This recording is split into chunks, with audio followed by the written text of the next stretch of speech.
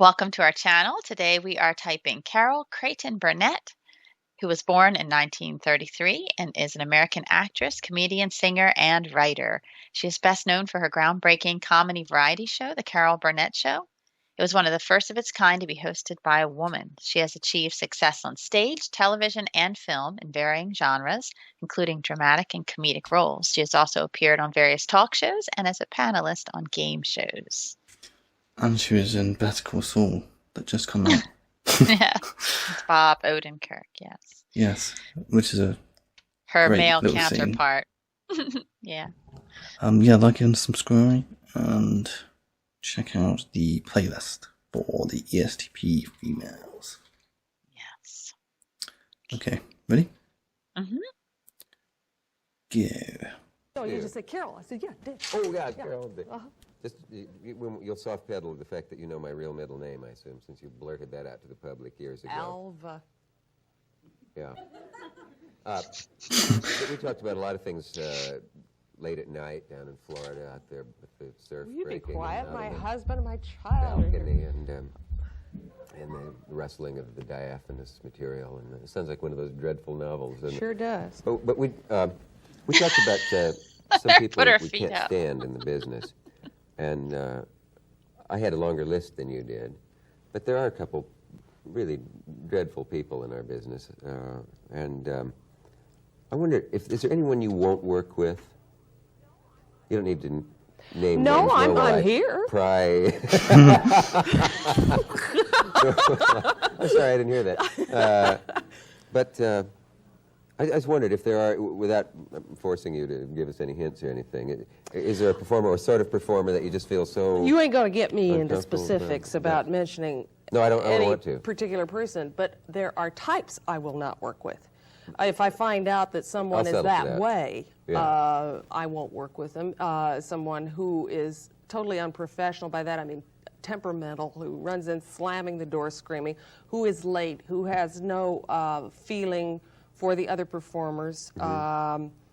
I guess you would call it totally unprofessional, who feels that what they're doing is the most important thing in the world, and all it is show business, and it's a hoot to be in show business.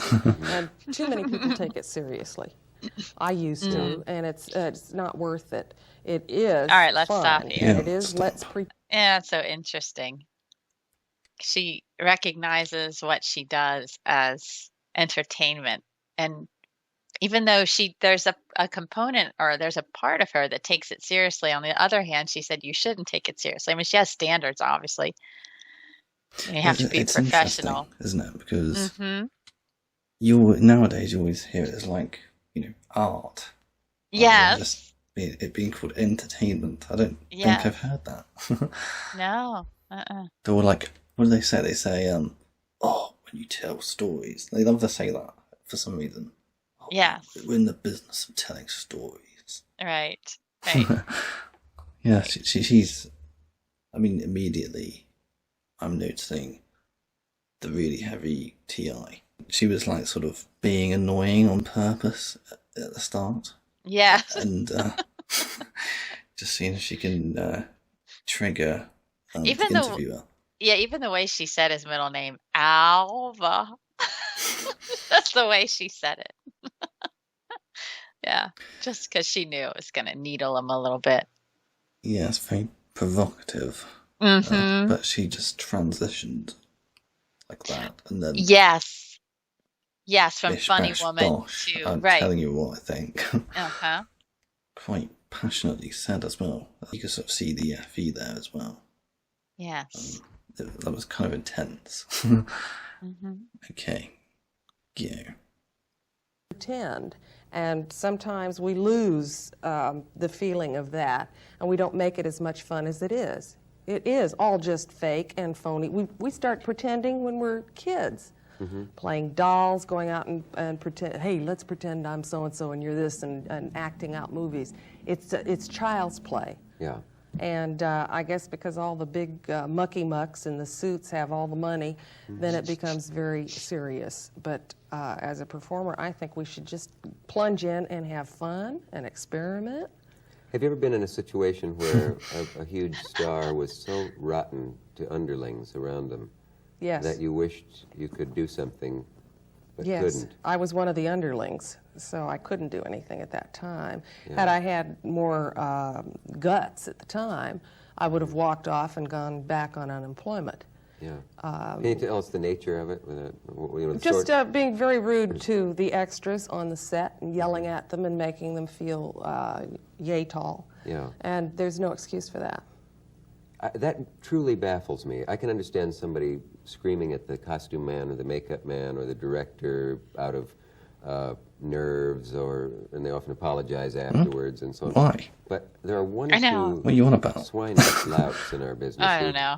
Are well known for being cruel to people who are helpless and saying, you call that a take, or well, you see who that. booked the amateur? Come on, forget it. Let somebody else do it who can do it. Get them out of here. Why are we talking about people like this? Because we're wasting positive energy. Well, forget it. Don't try to understand it. That's their problem. The thing that amazed me, I want an explanation. I was wondering if you knew whether you think it's their own doubts about their talent. Probably. Maybe they were born sadistic. Well, they might have been. Can't forget that they were poor once, but they see it in a pause. perverted sense. They.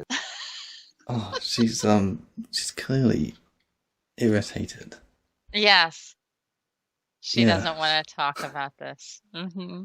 I think her position is sort of, if you talk about it, you're giving them sort of wind on the fire, if you like. You know, you're fanning the flames. You're right.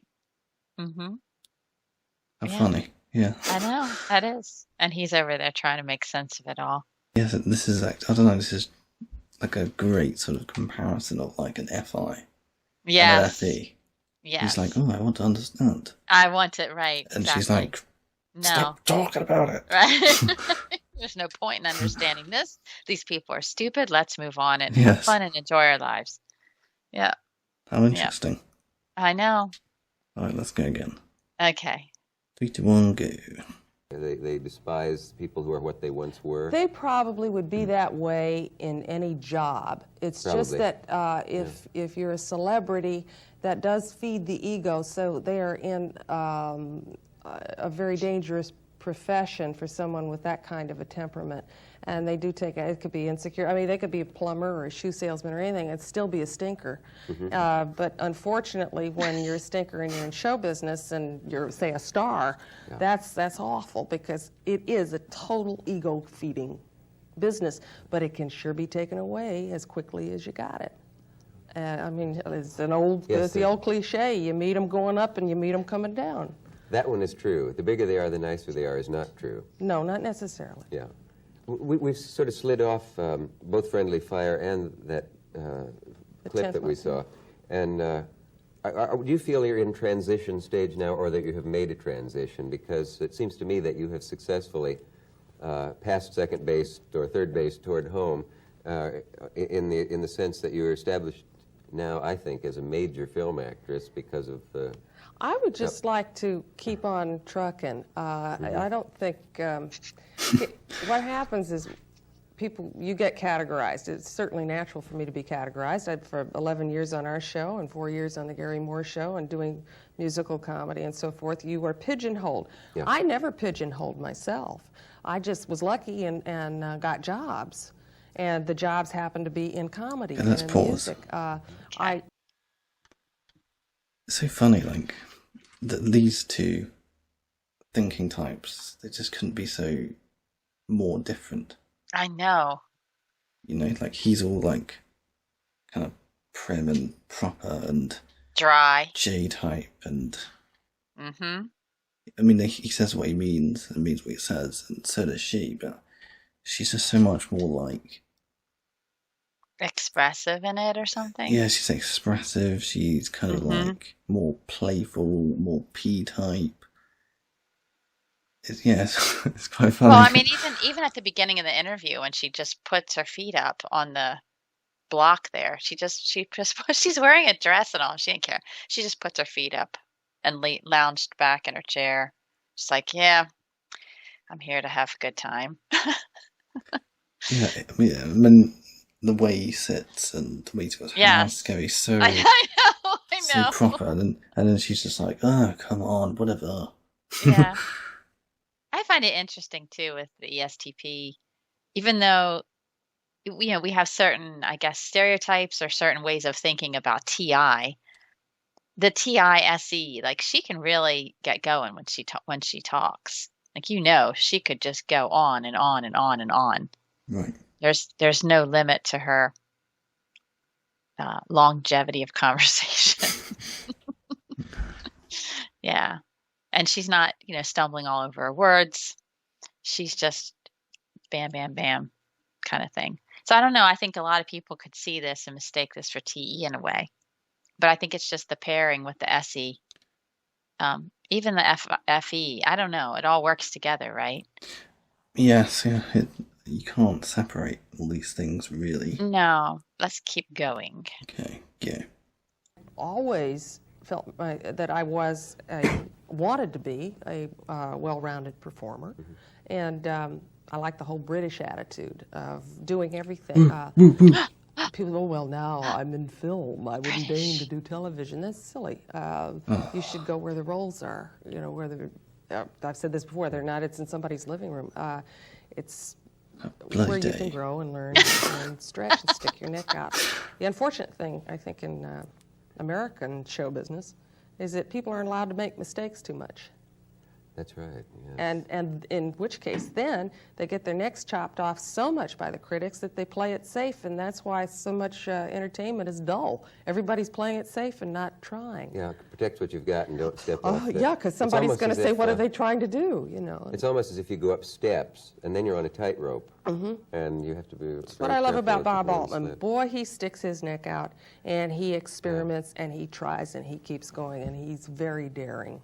And I love it. And gets on to the next thing, and if people say, "Don't," you're silly to try that. All right, let's stop there. He does it anyway. And you do that. Oh, so funny. She's had the longevity that she has because of her, I don't know if you want to call it stubbornness. She's got feist about her, isn't she? Yeah, maybe that's the word, feistiness. Yeah. I mean, you can watch other interviews, but she shares how she was told that comedy was a man's game and she had no business being in there. And, she wasn't having it. It was a personal challenge in her life. She was going to prove everyone wrong. And she did. She wanted to do it her way. And, she had the feistiness to go with it. And I think that's what's made her so successful is because she just dug her heels in and wouldn't give up. So. Yeah, she obviously doesn't take herself seriously either. Yeah, it's an interesting mix, isn't it? I know that always goes a long way, I think. Yeah. It's almost like what do you call that? A dichotomy in a way. Like you can see like she doesn't take herself seriously, but she does. Yes, she does in the professional sense. Right. Like turn up on time. Do the job. Mm-hmm. Let's have fun. And determination. Like this is what she wanted out of life and she was going to go for it. But then, right, at the same time recognizing that what she was doing or what she is doing is fun. It's like she said, it's child's play. And you were saying earlier that, a lot of people say, oh, this is art and everything. She's like, no, it's not. It's just like being a bunch of kids playing dress up and having fun. Which is why she's funny. Yeah, exactly. So there are so many other things people could watch of Carol Burnett and really get a good feel for her, especially her comedy, maybe her quickness and her humor, all those sorts of things. But this kind of gives this is an interesting side to the ESTP female. I think a lot of times you see the kind of crazy, goofy side, but this is showing her thinking kind of side of her. Thank you for watching. Don't forget to like, subscribe, and click the notification bell. Remember, each video is not a comprehensive analysis. If you want to know more about a specific psychological type, check out the playlists where we have unique takes for each person. Here are some suggested playlists for you to watch or other relevant videos.